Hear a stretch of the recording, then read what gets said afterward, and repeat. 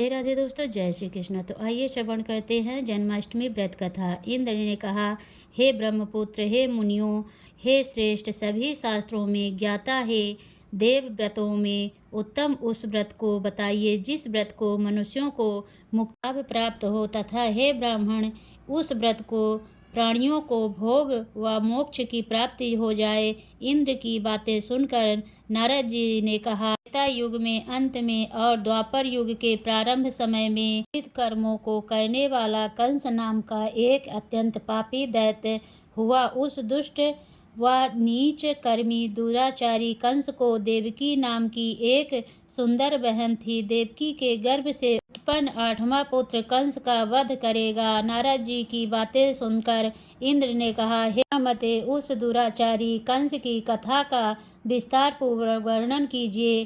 क्या यह संभव है कि देवकी के गर्भ से उत्पन्न आठवां पुत्र अपने मामा कंस की हत्या करेगा? इंद्र की संदेह भरी बातों को सुनकर नारद जी ने कहा, हे आदित्य पुत्र इंद्र, एक समय बात है कि उस दुष्ट कंस ने एक ज्योतिषी से पूछा कि ब्राह्मणों से श्रेष्ठ विद मेरी मृत्यु किस प्रकार और किसके द्वारा होगी। ज्योतिषी बोले, हे दानवों में श्रेष्ठ कंस वासुदेव की धर्मपत्नी देवकी जो कृपदु है और आपकी बहन भी है, उसी के गर्भ से उत्पन्न उसका आठवां पुत्र, जो कि शत्रुओं को भी पराजित कर इस संसार में कृष्ण के नाम ख्यात होगा, वही एक समय सूर्योदय काल में आपका वध करेगा। ज्योतिषी की बातें सुनकर कंस ने कहा, हे दैवाधिमानों में अग्रण्य, यह आप यह बताएं कि देवकी का आठवां पुत्र किस मास में किस दिन मेरा वध करेगा। ज्योतिषी बोले, हे महाराज, मास की शुक्ल पक्ष की तिथि को 16 कलाओं से पूर्ण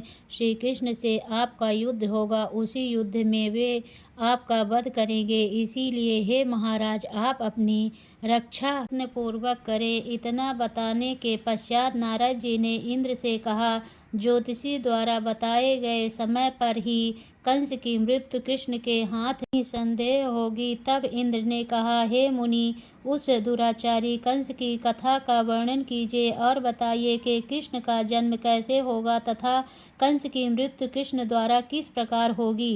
इंद्र की बातों को सुनकर नारद जी ने पुनः कहना प्रारंभ किया। उस दुराचारी कंस ने अपने एक द्वारपाल से कहा, मेरी इस प्राणों से प्रिय बहन की पूर्ण सुरक्षा करना। द्वारपाल ने कहा, ऐसा ही होगा। कंस के जाने के पश्चात उसकी छोटी बहन दुखित होते हुए जल लेने के बहाने घड़ा लेकर तालाब पर गई। उस तालाब के किनारे एक घनघोर वृक्ष के नीचे बैठकर देवकी रोने लगी। उसी समय एक सुंदर स्त्री जिसका नाम यशोदा था, उसने आकर देवकी से प्रिय वाणी से कहा, हे कांते, इस प्रकार तुम क्यों विलाप कर रही हो? अपने रोने का कारण मुझसे बताओ। तब दुखित देवकी ने यशोदा से कहा, हे बहन, नीच कर्मों से असक्त दुराचारी मेरा ज्येष्ठ भ्राता कंस है। उस दुष्ट भ्राता ने मेरे कई पुत्रों का वध कर दिया। इस समय मेरे गर्भ में आठवां पुत्र है,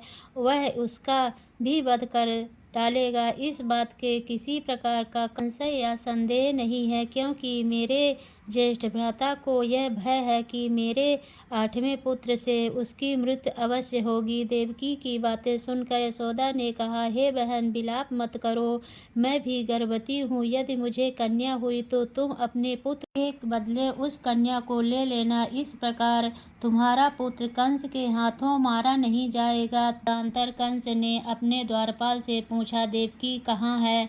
इस समय वह दिखाई नहीं दे रही है। तब द्वारपाल ने कंस से नम्रवाणी से कहा, महाराज, आपकी बहन जल लेने तालाब पर गई हुई है। यह सुनते ही कंस क्रोधित हो उठा और उसने द्वारपाल को उसी स्थान पर जाने को कहा जहाँ वह गई हुई है। द्वारपाल की दृष्टि तालाब के पास देवकी पर पड़ी। तब उसने कहा कि आप किस कारण से यहाँ आए हैं? उसकी बातें सुनकर देवकी ने कहा कि मेरे गृह में जल नहीं था, जिसे लेने मैं जलाशय पर आई हूँ। उसके पश्चात देवकी अपने गृह की ओर चली गई। कंस ने पुनः द्वारपाल से कहा कि इस गृह में मेरी बहन की तुम पूर्णतः रक्षा करो। अब कंस को इतना भय लगने लगा कि गृह के भीतर दरवाजों में विशाल ताले लगवा दिए और दरवाजे पर पहरेदार राक्षसों और दैत्यों को नियुक्त कर दिया। कंस हर प्रकार से अपने प्राणों को बचाने के प्रयास कर रहा था। एक समय सिंह राज के सूर्य में आकाश मंडल में जलाधारी मेघों ने अपना प्रभुत्व स्थापित किया और भादव मास के कृष्ण पक्ष की अष्टमी तिथि को घनघोर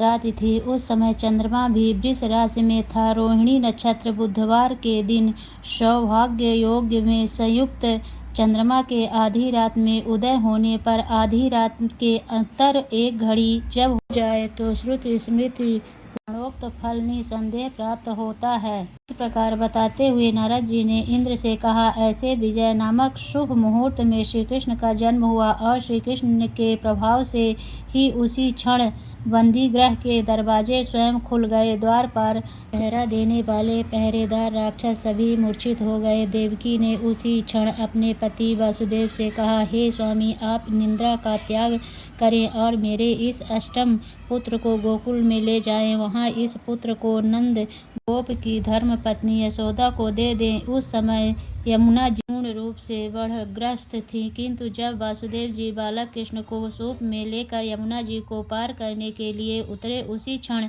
बालक के चरणों का स्पर्श होते ही यमुना जी अपने पूर्ण रूप में आ गईं। किसी प्रकार वासुदेव जी गोकुल पहुँचे और नंद के गृह में प्रवेश करते हुए अपने पुत्र काल उन्हें दे दिया और उनके बदले में उनकी कन्या ले ली। वे क्षण वहां से वापस आकर कंस के बंदी गृह में पहुंच गए। प्रातःकाल जब सभी राक्षस पहरेदार निद्रा में जागे तो कंस ने द्वारपाल से पूछा कि अब देवकी के गर्भ से क्या हुआ, इस बात का पता लगाकर मुझे बताओ। द्वारपाल ने महाराज की आज्ञा को मानते हुए कारागार के जाकर देखा तो वहां देवकी की गोद में एक कन्या थी, जिसे देखकर द्वारपालों ने कंस को सूचित किया, किंतु कंस को तो उस कन्या से भय होने लगा। अब वह स्वयं कारागार में गया और उसने देवकी को गोद से कन्या को झपट लिया और उसे एक पत्थर की चट्टान पर पटक दिया, किंतु वह कन्या विष्णु की माया से आकाश की ओर चली गई और अंतरिक्ष में जाकर उसने कंस से कहा कि हे दुष्ट, तुझे मारने वाला गोकुल में नंद के गृह में उत्पन्न हो चुका है और उसी से तेरी मृत्यु सुनिश्चित है। मेरा नाम तो वैष्णवी है, मैं संसार के कर्ता भगवान विष्णु की माया से उत्पन्न हुई हूँ। इतना कहकर वह स्वर्ग की ओर चली गई।